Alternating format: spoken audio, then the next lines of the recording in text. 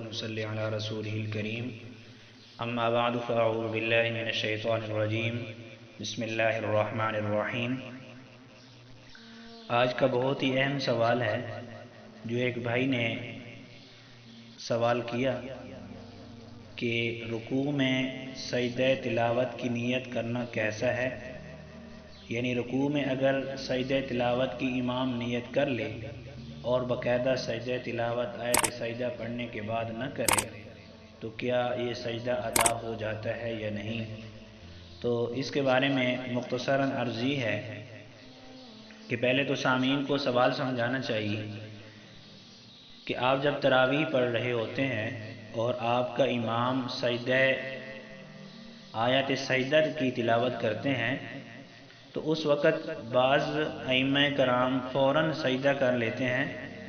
اور بعض حضرات رکوع کے اندر سجدے کی نیت کر لیتے ہیں، یعنی رکوع میں رکوع بھی ہو جائے اور سجدہ تلاوت بھی ادا ہو جائے، تو اس کے بارے میں کیا حکم ہے؟ تو جواب اس کا یہ ہے کہ سجدہ تلاوت کے لیے سب سے بہترین صورت تو یہ ہے کہ آیت سجدہ پڑھنے کے فوراً بعد سجدہ کر لینا چاہیے۔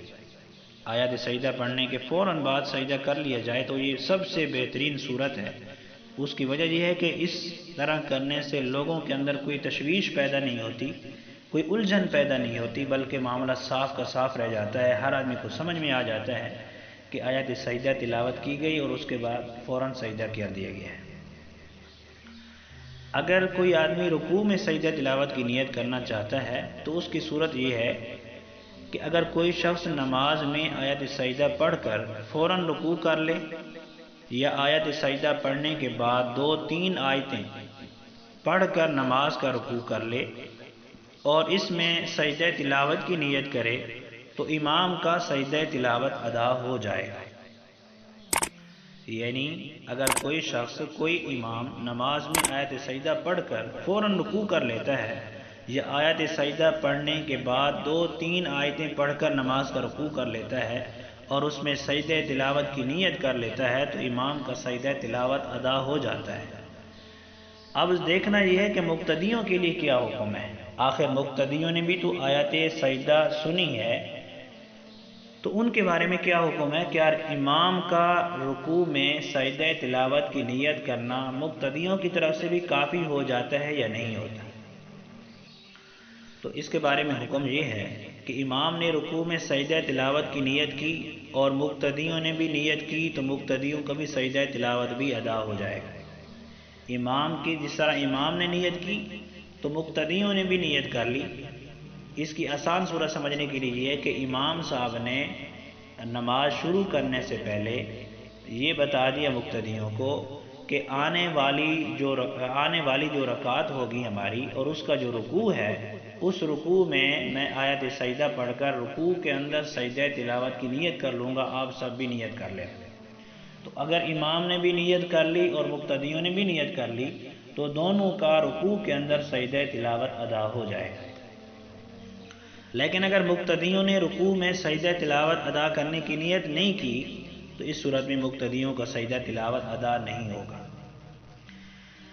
اچھا، پھر ایک اور صورت ہے کہ کوئی آدمی سجدے کے اندر، ایک تو یہ نا رکوع کے اندر، اگر کوئی آدمی سجدے کے اندر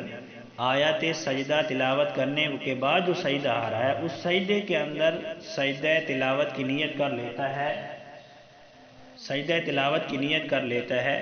تو اس صورت میں امام یا مقتدیوں میں کوئی فرق ہے یا نہیں، یا سب کا سجدہ تلاوت ادا ہو جائے گا؟ تو اس کے بارے میں یہ ہے کہ سجدے میں اگر سجدہ تلاوت کی نیت کر لی، امام نے آیت سجدہ پڑھنے کے بعد 3 آیتوں سے کم پڑھا تھا تو نماز کے سجدے میں امام اور مقتدیوں سب کا سجدہ تلاوت ادا ہو جائے گا۔ دوبارہ سنیں کہ اگر سجدے کے اندر آیت سجدہ پڑھنے کے بعد جو سجدہ آ رہا ہے، نماز کا سجدہ آ رہا ہے، اگر اس سجدے کے اندر امام نے جو آیت سجدہ تلاوت کی اس کے فوراً بعد یا 2-3 آیتوں سے کم اس نے آیت سجدہ پڑھنے کے بعد 2 آیتیں پڑھی یا 1 آیت پڑھی اور اس کے بعد رکوع کر لیا، پھر اسی سجدے کے اندر اس نے اسی سجدے تلاوت کی نیت کر لی تو اس صورت میں امام کا بھی ادا ہو جائے گا اور مقتدیوں کا سب کا سجدہ تلاوت ادا ہو جائے گا، چاہے امام یا مقتدیوں نے سجدہ تلاوت کی نیت کی ہو یا نہ کی ہو۔ یہ جامعہ العلوم الاسلامیہ علامہ محمد یوسف بنوری ٹاؤن کا فتویٰ ہے کہ اس صورت میں سجدہ تلاوت ادا ہو جاتا ہے۔ تو یہ تھوڑی سی تفصیل تھی۔ اللہ تعالی ہم سب کو سمجھ عطا فرمائے اور سمجھ کر اس پر عمل کی توفیق نصیب فرمائے۔ وآخر دعوانا ان الحمد للہ رب العالمین۔